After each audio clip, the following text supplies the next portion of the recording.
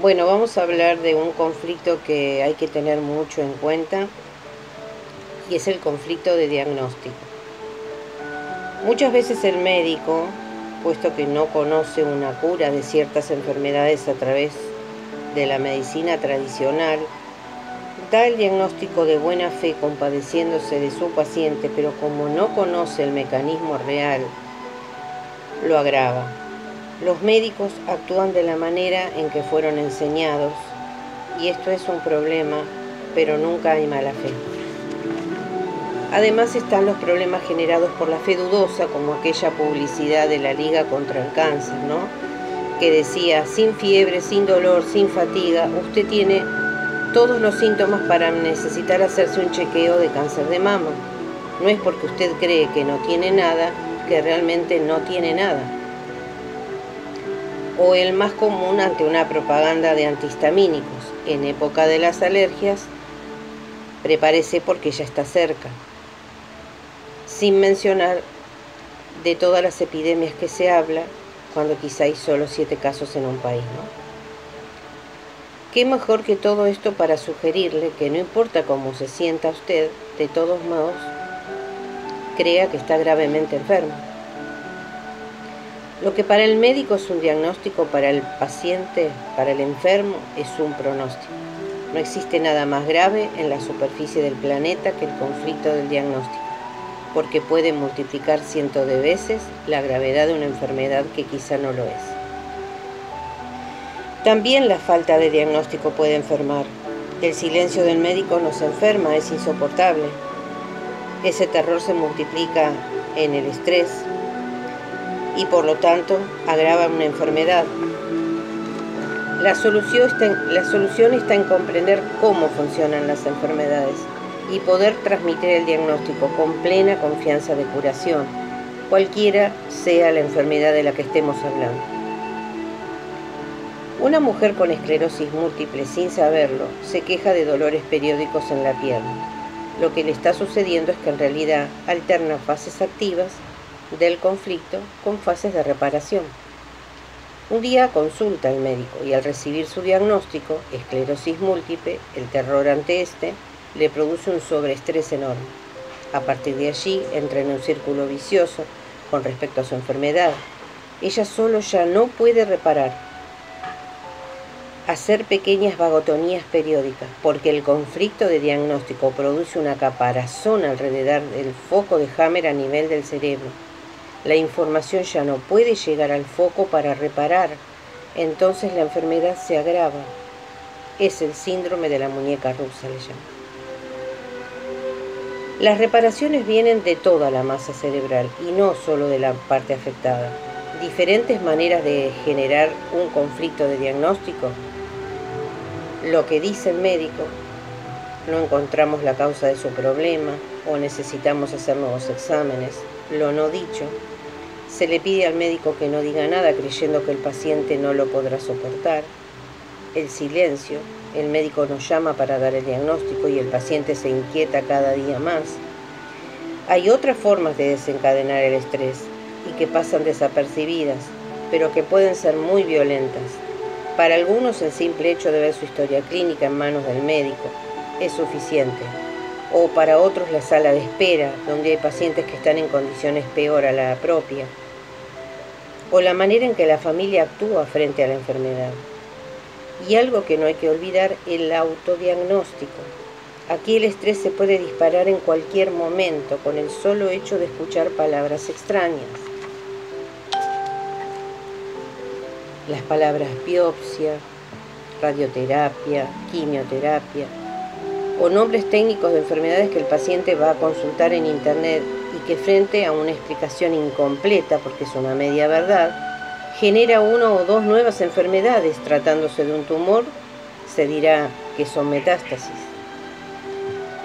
La crisis durante la enfermedad es también una fuente de estrés cuando no se sabe cómo funciona. Llega cuando se está al máximo de la reparación, cuando se sienten muchos síntomas, y es frecuentemente tomada como un agravamiento. Las enfermedades se vuelven graves por sobreestrés y son proporcionales al estrés vivido. Solo los médicos pronuncian frases que hablan de enfermedad incurable. Y estas frases son difíciles de desprogramar porque sobre todas las cosas son pronunciadas por la persona a quien le damos la autoridad de pronunciar. Ejemplo en un caso de esclerosis múltiple. En el edema que se produce en la fase de reparación, cuando se produce la resolución del conflicto de motricidad, aparece una parálisis momentánea por el edema cerebral, ya que ese edema comprime las células vecinas que están sanas. El cerebro crea el edema para aislar el lugar enfermo del resto del cerebro durante la fase de reparación. Si no, podría producirse lo que se le llama una tormenta eléctrica en el cerebro. En fase de conflicto, la esclerosis múltiple se agrava progresivamente, aunque los picos se producen normalmente en los conflictos de pánico o cuando se produce la crisis epileptoide, que se acuerdan que llamábamos crisis epileptoide, que era cuando se producía todo la sintomatología, ¿no? Cuando tomamos las informaciones solamente de manera intelectual, no los curamos. La información debe ser tomada en la biología, integrada en intensidad. La toma de conciencia debe ser celular, debe sentirse más allá de lo racional. El conflicto de diagnóstico es, y casi siempre, un nuevo estrés que a veces no solo agrava una enfermedad existente, sino crea una nueva. Muy a menudo el conflicto de diagnóstico tocará los pulmones. ¿Y por qué el pulmón? Porque es el órgano que se afecta cuando el conflicto es el miedo a morir por una enfermedad. Si alguien sufre un grave conflicto de falta de dinero y esto se vive de manera intensa, aparecerá una molestia. Concurrirá al médico sin saber lo que tiene y el médico dará por diagnóstico un cáncer de hígado. El médico lo da de manera profesional, pero como tampoco sabe cómo funciona la biología, se lo dice con un tono relativamente fatalista. Y de hecho es normal, porque para el médico, que es la autoridad, la cura del cáncer de hígado es una bolilla en la ruleta y donde solo el pleno salva al paciente a través de un milagro. Inmediatamente en ese mismo momento el paciente disparará un conflicto, el miedo a morir de cáncer, lo que disparará lo que la ciencia llamará erróneamente metástasis en el pulmón. Dependiendo de la vivencia generada, puede afectar los tejidos del mesodermo antiguo, que es del que derivaban los tejidos protectores. Si en el caso anterior esta persona hubiera sentido un gran miedo por su tumor en el hígado, hubiera comenzado allí mismo el cáncer de peritoneo, que es la membrana que lo protege en el abdomen. Con un cáncer de pulmón derecho, el paciente puede tener miedo a que se propague al otro pulmón. El cerebro mandará a proteger al otro pulmón de ese miedo por el pulmón izquierdo. Y el resultado ¿para qué será? Una protección, enviando un cáncer de pleura al pulmón izquierdo. El diagnóstico del médico se transforma inmediatamente en el pronóstico del paciente.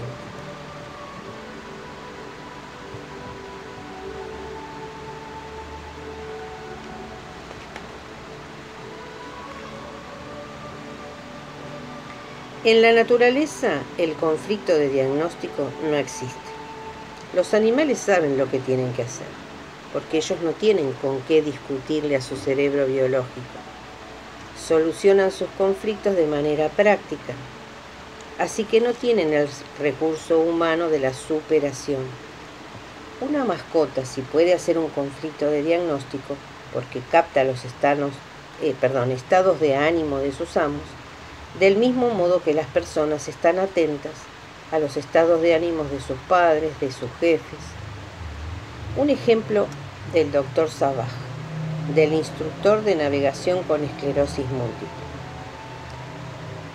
El paciente relata: de pequeño se había caído o tropezado delante de un horno caliente y por su cabeza no entra allí adentro. Más tarde le sucederá quedar haciendo equilibrio al borde de un precipicio.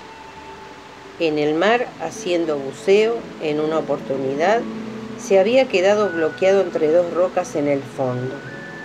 Bajando una pendiente en bicicleta, iba tan rápido que la misma empezó a vibrar y no quería usar los frenos porque tenía miedo de perder el control. Por milagro, llega al final de la pendiente, pero el susto fue enorme, que nunca más hizo ese trayecto. Dichos acontecimientos generaron en su inconsciente un estrés de desplazamiento vertical. Tiempo más tarde, sucedieron otras dos situaciones. 2 veces se fue a su quiebra económica. A la pregunta ¿qué vas a hacer si sales a flote?, responde: tengo miedo de levantar algo nuevo para caer otra vez estrepitosamente. Su cerebro envía sus propias palabras que describen su conflicto. En su simbólica está el desplazamiento vertical y la desvalorización. Cuando el estrés ya es demasiado fuerte, se producirá una esclerosis múltiple. Comienza a arrastrar un poco la pierna, mejora un poco, vuelve a empezar y se detiene nuevamente. Esto le preocupa y consulta al médico. Sus padres lo llevan a consultar a un gran profesor de neurología de Marsella. Este hace el diagnóstico y les habla aparte a los padres para explicarles que se trata de una esclerosis múltiple, pero no conviene decírselo. Al paciente, en cambio, le dicen: usted tiene una irritación de la médula espinal. Le dará un tratamiento vitamínico, B1, B6, B12, a renovar cada 3 meses. Al escuchar simplemente irritación, el muchacho lo recibe con alivio. Él no sabía que una simple irritación podía provocar esos efectos. Por lo tanto, continúa viviendo en su bella inocencia. De tanto en tanto tenía una crisis ligera, pequeñas recaídas, pequeñas fases de reparación, sin darse cuenta que aparecían después de algún estrés. Durante ese tiempo, intentó seguir curándose. No debía estar tan mal, ya que 4 años más tarde seguía enseñando. Subía al mástil de su velero para mostrar a sus alumnos cómo desatar el cordaje. Continuó con el buceo y los paseos en bicicleta por la montaña. En su vida, como vimos al hablar de los rieles, todo giraba alrededor de su conflicto de esclerosis múltiple, su proyecto y su sentido, puesto que es su imán emocional. En un momento le es confiado un grupo de niños discapacitados motores. ¿Cuántos instructores de navegación a vela hay en Francia? Veamos, esto no es una casualidad, ni causalidad, es sincronicidad, según el concepto de Cardian. Llegan a él para hacerlo vivir bien vivido su conflicto. Con ello llega una cuidadora que organiza este programa. Entre ellos, la más discapacitada es una joven de 17 años, con una esclerosis múltiple muy avanzada. La pregunta a la coordinadora por esta chica es: ¿qué tiene? Esclerosis múltiple. Oh. Un año más tarde le vuelve a tocar un grupo de discapacitados con la misma cuidadora. Recuerda a la chica de 17 años y pregunta por ella. Ni me hable, pobre, falleció. Se va precalentando todo, especialmente la sensibilidad con la esclerosis múltiple. Por el momento, él ignora que la tiene y solo tiene episodios ligeros. Ya van 5 años con episodios ligeros y entonces empieza el recorrido del combatiente. Va al osteópata, al magnetizador, al curandero, al homeópata, al acupunturista. Todo lo que hay en el menú es para él. En las salas de espera hay otras personas enfermas, muchas de ellas con esclerosis múltiple o en placa. Y allí piensa: prefiero 1000 veces el cáncer a esta enfermedad. Sigue la presensibilización de la enfermedad. En 3 meses el sobreestrés sigue subiendo. ¿Y si tuviera esclerosis múltiple?, se pregunta. Esto funciona igual para todas las enfermedades. La mujer que contabiliza 3 muertes de cáncer de mama en su familia se presensibiliza al cáncer y no a la esclerosis múltiple. Dirá, de acuerdo, una esclerosis múltiple es grave, pero por lo menos se sobrevive. Con el cáncer de mama se muere. Lo que es falso es la creencia de ese automatismo. Eso es lo que mata. Cada quien vive su drama en su puerta. Esta joven va finalmente a ver al médico especialista en auriculoterapia, que le va a generar lo que alguien le iba a generar algún día, un conflicto de diagnóstico. ¿Qué es lo que usted tiene? Una irritación en la médula espinal. Ah, una esclerosis múltiple, le dice. ¿Cómo dice? ¿Tiene una pierna que se le debilita de tanto en tanto? Sí. ¿No la siente? Sí. Bueno, usted tiene una esclerosis múltiple. Llamemos a las cosas por su nombre. En ese momento su mayor temor se materializa. Tengo esclerosis múltiple. ¡Bum! Directo al cerebro. El cielo se le derrumba. Se da cuenta que sus padres le mintieron. Ellos lo saben y el profesor le mintió. Luego vuelve a su casa totalmente desmoronado. Cuando el doctor Sabaj cuenta que el paciente reflexionó 3 segundos. Le extendió la mano y dijo emocionado: tiene razón, doctor. Es a partir de allí que no caminé más. La misma tarde, luego de la consulta con el auriculoterapeuta, comencé a sentir molestia en las 2 piernas y cosas extrañas, muy superiores a las que anteriormente había sentido. Al atardecer la cosa se puso peor. Al anochecer no podía caminar y me desplomé yendo al baño. Me arrastré al teléfono, llamé a mis padres, quienes llegaron enseguida para ayudarme. Llamativo. El paciente pasó en pocas horas de una forma de esclerosis múltiple que había durado años con un cuadro de pequeños episodios a un cuadro gravísimo de paraplegia flácida. Fue hospitalizado e inmediatamente medicado con perfusiones de cortisona. Una semana después estaba en silla de ruedas, sus piernas totalmente muertas. Su enorme agravamiento sobrevino exactamente en el momento y en la parte del cuerpo en el cual sufrió, luego de una larga serie de presensibilizaciones negativas, un conflicto de diagnóstico de esclerosis múltiple ahora agravado. Es muy difícil creer que justo ese día, después de años, haya habido una exacerbación de un fenómeno autoinmune, un ataque cinético activo del genoma del virus o cualquiera de las teorías actuales comúnmente admitidas en los medios científicos clínicos de investigación. En la realidad, este paciente multiplicó por 1000 la gravedad de su enfermedad al producirse un conflicto de diagnóstico. Si hay algo que retener de esta formación de base de la biología total de los seres vivos, llamada Nueva Medicina Germánica, descripta bajo la forma de historias naturales comparando los 3 reinos, el vegetal, animal, humano, es que hay que tener muchísimo cuidado en no crear un conflicto de diagnóstico-pronóstico en la cabeza del que consulta. Ya tiene una enfermedad, no es necesario agravarse. Bueno, hasta aquí llegamos, un tema bastante profundo. Nos vemos.